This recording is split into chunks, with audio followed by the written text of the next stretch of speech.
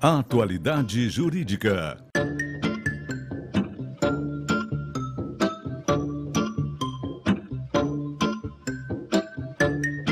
Com Odilon Garcia Júnior e Ivone Garcia.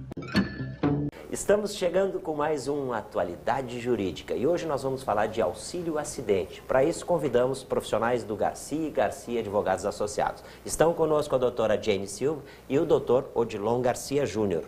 Bem-vindos ao programa e vamos debater esse auxílio acidente, é isso, doutor Odilon? É isso, Garcia. Agradeço mais uma vez o convite e o tema hoje do teu programa é um tema muito importante.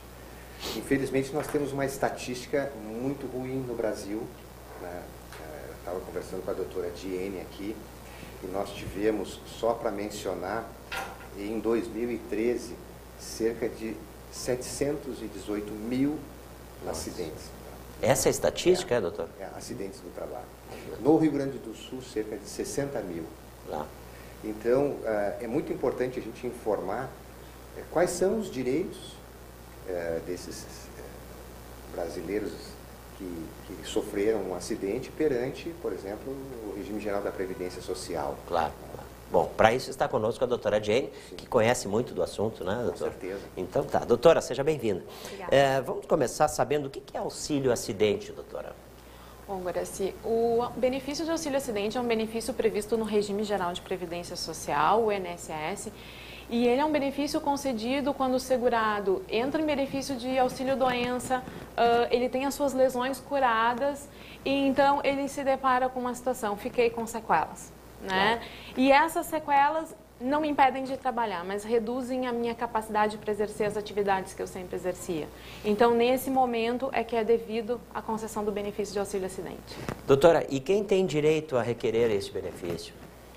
Bom, nós temos quatro classes de trabalhadores que são elencados. São o trabalhador empregado, seja ele urbano ou rural, o trabalhador doméstico, que foi inserido pela legislação agora em junho desse ano, que antes ele não tinha essa previsão, o trabalhador avulso e o trabalhador rural. Claro. Lembrando você que está nos assistindo, nós estamos falando de auxílio acidente. Sempre a gente convida profissionais que conhecem muito desse tema, no caso a doutora Jane Silva e o doutor Odilon Garcia Júnior. Doutora, quais são os requisitos para este benefício ser concedido? Bom, os requisitos, resumidamente, são três. Que essa pessoa seja segurada do INSS, que ela tenha sofrido um acidente e que, em decorrência desse acidente, ela tenha sequelas para que importem na redução da sua capacidade laborativa. E eu vou lhe pedir que a senhora explique melhor quais são esses acidentes que ensejam a concessão deste benefício. Bom, primeiramente, a nossa legislação, ela entendia que somente os acidentes do trabalho seriam acobertados por esse benefício. Que foram os acidentes que o doutor Odilon falou inicialmente, quais eram as estatísticas do ano de 2013, que foi publicada no último anuário da Previdência Social.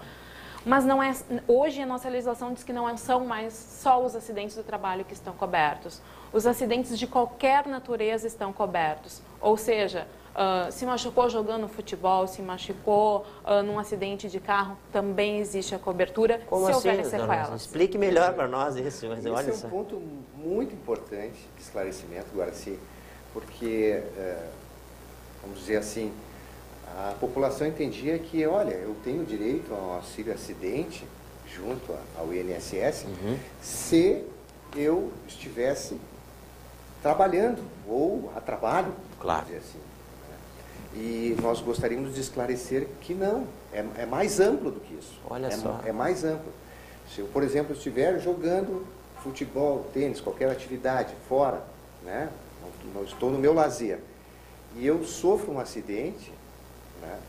Aí, claro, entro lá, por exemplo, me afasto do trabalho, posso entrar em auxílio doença, tal, ok. Mas quando eu retorno ao trabalho, e se eu fiquei com uma redução da minha capacidade de trabalhar, tá, eu mantenho, mesmo trabalhando, recebendo o meu salário, eu mantenho esse benefício. Esse auxílio. Esse auxílio é muito importante. Olha só, importantíssimo. Só para a gente entender, agora assim, um exemplo clássico que vem na doutrina para exemplificar o que seria uma perda, uma redução da capacidade laborativa, a doutrina traz o exemplo de um metalúrgico. O metalúrgico, nas suas atividades, ele perde o polegar.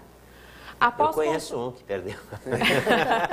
Hein, doutor Odilon? Nós conhecemos. O Brasil inteiro conhece, na verdade. Né? Após a consolidação das lesões, as lesões estarem curadas, ele vai conseguir fazer aquela atividade. Mas ele vai despender um esforço muito maior do que o natural que teria, né? É isso, né, doutor? Isso é um exemplo de um trabalhador que estava em suas atividades, né? Claro. Ele tem o direito, com certeza, voltou, vai ter uma redução na sua capacidade de elaborar, vai manter esse direito.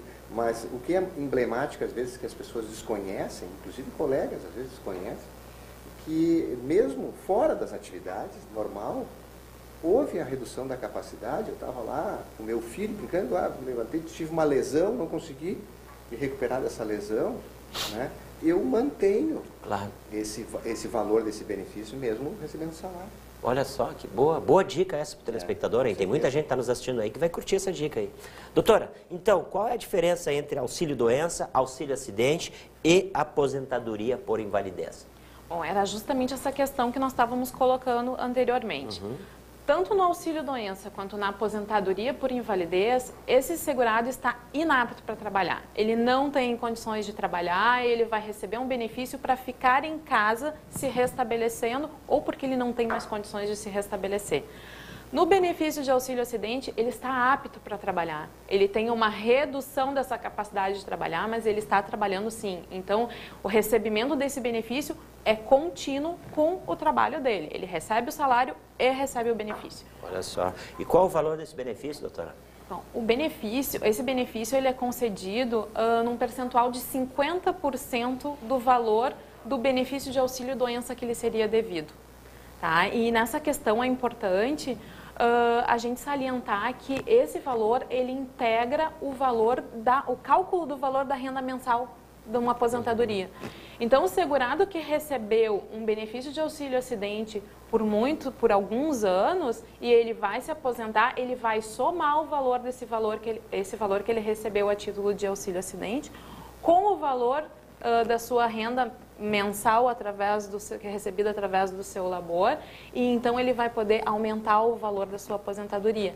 Essa questão vale principalmente para aqueles segurados que não recebiam no teto, né? Para aqueles que recebem no teto não vai fazer muita diferença. Evidente. Doutora, e para quem está nos assistindo que se interessou bastante por esse tema, como requerer a concessão do auxílio-acidente? Teoricamente, Guaraci, o próprio médico perito do INSS, quando ele analisa a alta desse segurado, ele já deveria avaliar que existe uma sequela e então conceder o benefício. Infelizmente, não é essa situação que nós vemos corriqueiramente acontecer e esses segurados acabam tendo que buscar o auxílio de um advogado e buscar essas questões na justiça. Olha só que maravilha. Encerramos por hoje, mas antes de encerrar eu gostaria de pedir para que o Dr. Odilon Garcia Júnior, que comanda o Garcia e Garcia Advogados Associados, é nosso convidado durante o ano inteiro aí para que debata esses assuntos. Dr. Odilon, estamos encerrando o ano, estamos chegando ao Natal e eu gostaria que o senhor desse uma mensagem aí para os telespectadores, que a gente passou praticamente convivendo o ano inteiro com eles nos assistindo, né?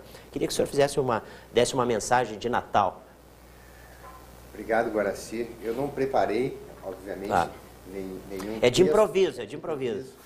Mas eu queria desejar a todos os teus telespectadores que o Natal, ele é sempre um momento que a gente reflete e que a gente busca de forma, vamos dizer assim, nesse período, a gente busca muito a palavra esperança. Exatamente.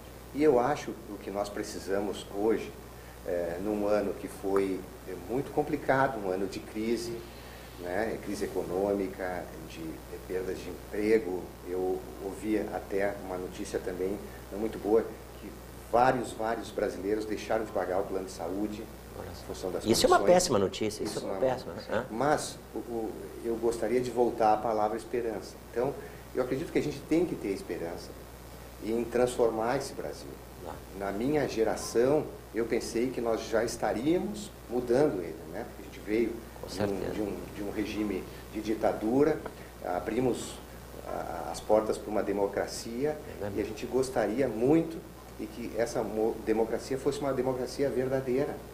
E a minha esperança é nesse sentido. Então eu gostaria de deixar para todos os telespectadores essa palavra, e que mesmo que 2016 não seja o melhor ano, que a gente transforme ele num ano melhor do que 2015.